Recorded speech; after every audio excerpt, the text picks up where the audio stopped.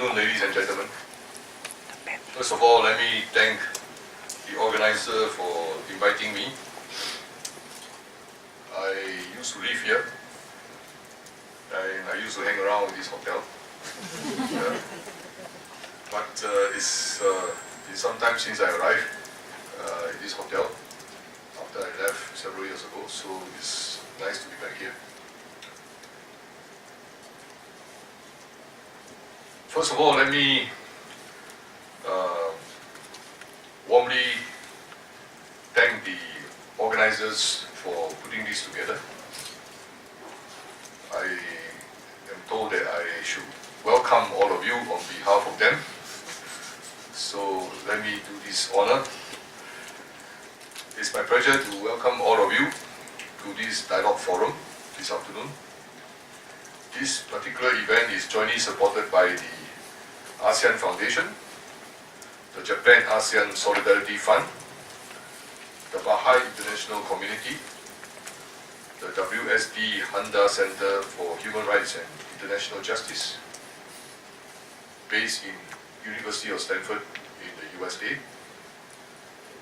the East-West Center in Hawaii, and the University of Indonesia.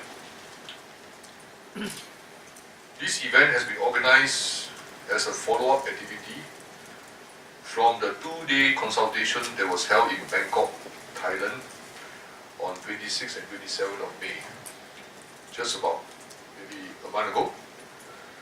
At that consultation, we met with many members of civil society organizations. The aim was to better understand their perspective, that means the perspective of the civil society organization, on how to implement ASEAN 2025 blueprints. The ASEAN 2025 blueprint, as you recall, has three parts: the political security blueprint, the economic blueprint, and the social-cultural blueprint. The idea is to get their understanding of these blueprints, and maybe we can sit down and work with them in a strategic way to help our respective communities. The findings of the consultation will be presented today, later on, and I hope all the participants here will actively discuss the report put out by the organizers. Ladies and gentlemen, in January this year, the ASEAN community officially came into business. The ASEAN community was formally born with the signing of the Kuala Lumpur Declaration on the establishment of the ASEAN community. Setting up the ASEAN community was a historic development and a major milestone in the regional integration agenda for ASEAN. ASEAN Vision 2025 was simultaneously endorsed by the leaders during the Kuala Lumpur meeting. ASEAN Vision 2025 charts the roadmap that captures ASEAN's goals and aspirations for the community over the next 10 years. It seeks to evolve ASEAN into a politically cohesive, economically integrated, and socially responsible community.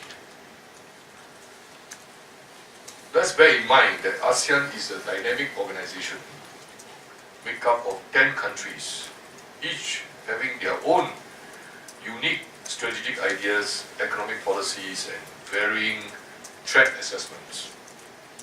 Hence, community building is essential for us in Southeast Asia to come together to cooperate in our dealings with countries outside of the region in elevating ASEAN's global political, economic, and social standing. Recently, I was in Kuala Lumpur attending a roundtable, and the Defense Minister of Malaysia stated very clearly that constructing the ASEAN community is an economic necessity and a strategic imperative. Progress in ASEAN economic integration has been quite impressive, even though there are persistent complaints that the business community is still not fully aware of the benefits coming from the ASEAN community, particularly the economic pillar. If you look at it, tariff reduction and removal of obstacles to facilitate trade and open market have taken place and they are ongoing. ASEAN is amalgamating the 5 free trade area agreements we have with China, Korea, Japan, Australia, New Zealand and India into a combined regional comprehensive economic partnership called the RCEP. Hopefully, RCEP can provide another boost to our regional development and economic growth. Infrastructure development and connectivities are also being improved. Overall, if you look at all the studies put up by different organizations and forecasters, for the next 5 years, the ASEAN economies, all 10 ASEAN economies will grow. And overall, we should grow about 5% annually. The best news is that CLMV countries, as well as Philippines and CLMV countries and Philippines will achieve between 6 to 8% growth economically. But because developed economy like Singapore, we are growing slower at 2%, and Brunei growing just 1, maybe 2%. So the overall number has only been recorded at 5%. But it's not a bad number, growing annually 5% for the next 5 years. While the ASEAN grouping has achieved good results in community building, there is still a great deal of uncertainty, especially about what will be the next step in consolidating our ASEAN community. At the same time, there are many contending challenges. Let me just look at a few of them. On the political security front, we have the South China Sea disputes. We have leadership change in the Philippines. The new government in Myanmar is in place, but still being organized and finding its footing. And in recent months, increasing nationalistic sentiments in ASEAN member states. Economically, ASEAN is heavily dependent on China's economic progress. Therefore, the slowdown in China's economy has negative repercussion on ASEAN's trade relationship with China. On top of that, individual ASEAN member states may have some serious issues in certain specific sectors given the respective bilateral relationship between these ASEAN member states and China. Looking at the socio-cultural arena, we must acknowledge that progress for ASEAN integration in this arena is slow. We all need to create more jobs, include more segments of our population into the inclusive growth that we are hoping to achieve.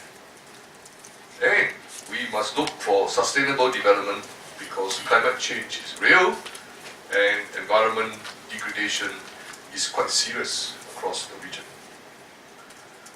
Eventually, you may have no more fish to catch in the ocean.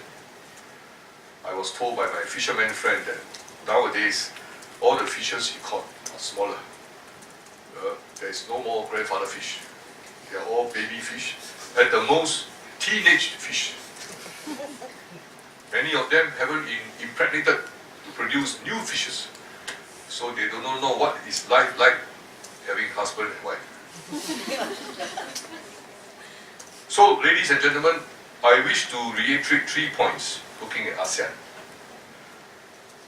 Number one, ASEAN is not perfect. Community building is a long process and constantly ongoing. Number two, there is no alternative to ASEAN for engaging Southeast Asian countries and the external powers. So we have to make our organization called ASEAN look good, make it better as we go along, because there are no other choices. Number three, we need to develop ASEAN into an open, inclusive, and prosperous, peaceful region to ensure a secure and prosperous future for all our children and grandchildren. So much for ASEAN, ladies and gentlemen. Maybe just let me say a few words about the Human Rights Resource Center, HRRC, based in the University of Indonesia.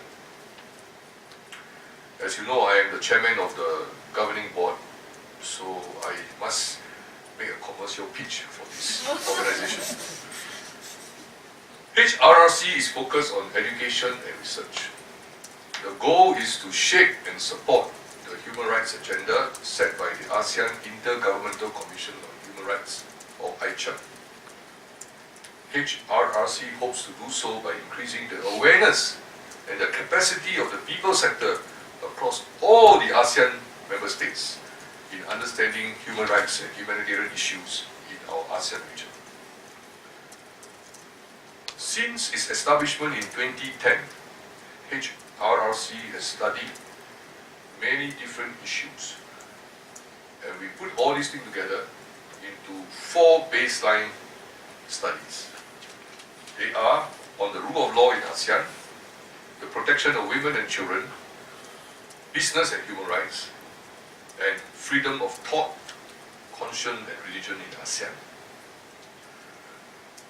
Actually, the first baseline study on the rule of law in ASEAN was a very interesting exercise for me. Every country in ASEAN, if you look at the constitution, talks about democracy, talks about rule of law, talks about how great adherent to the rule of law is. Everyone. So who says we don't have democracy and rule of law? We have human rights. We have human rights promotion, protection across all our countries. It's all in the written constitution and law. Only thing is that in implementing this, different countries do different things. So, at least, as HRRC found out, the law is there, the constitution is there, so we don't have to argue about this. The only thing we need to argue about is how do we do it better? These activities by the HRRCs cannot have taken place without the support of ASEAN countries, ASEAN member states, as well as partners, dialogue partners such as Japan, Canada, the US. We are also fortunate to have support of other ASEAN trading partners which are not dialogue partners yet, for example, Switzerland, Norway, the UK. Now UK is not part of the, it's going to leave the EU. So I think our friend from the Secretariat, they have to do a bit more work there. In the old days, they want to apply to join the ARF, not as EU, but as independent entity called United Kingdom. So maybe the new Prime Minister of the United Kingdom will come and disturb us again in ASEAN. Good luck to my friends at the ASEAN Secretariat. Going forward, the HRRC will continue to engage in research for the next baseline study. We haven't decided what is a good subject. Maybe all of you can make some offers, but must make offer with some availability of funding and resources. Don't make offer and then just make us go and look for money. HRRC has no money. I fly around in the region using my own air ticket. So, some people suggested to me that we should study migration. because we have so many migrant workers. And because the AEC has made people move more around the region. What does it mean? So we need to look at that. Then we have also the bad guys, the people from the criminal side of our society. They are dealing with human trafficking. Maybe we should do some human trafficking. But how to do human trafficking baseline study? I am very afraid because, as you can see, all my colleagues in the HRRC, they are women. My wife always complained that I send my female colleagues to very dangerous areas. So our governing board had to decide how to do human trafficking baseline study if we are asked to do that. In closing, ladies and gentlemen, I wish to express our deepest appreciation to the sponsor of this consultation and dialogue. Without the support, particularly provided by the Japan ASEAN Solidarity Fund and the Baha'i international community, we would not have been able to put this thing together. We have finished our report, the findings. All of you will be looking at it and discussing it afterward. We hope you are satisfied that, at least looking at the report, it is a substantive piece of work, and we did not go to Bangkok to go to our ASEAN massage parlor and enjoy the massage that we get there. So personally, I feel good about this initiative, and I hope that the ASEAN Foundation will continue to work with the HRRC to do more. We promise to be good and do good work. Hopefully, all of us will get better benefits. So I will stop here, ladies and gentlemen. I am supposed to talk again afterward. I don't know what else you want me to talk about. Welcome again, and thank you, Excellency, the Ambassador of Japan to ASEAN, ladies and gentlemen, and all the committee members of the CPR based here in Jakarta. Thank you very much for your attention.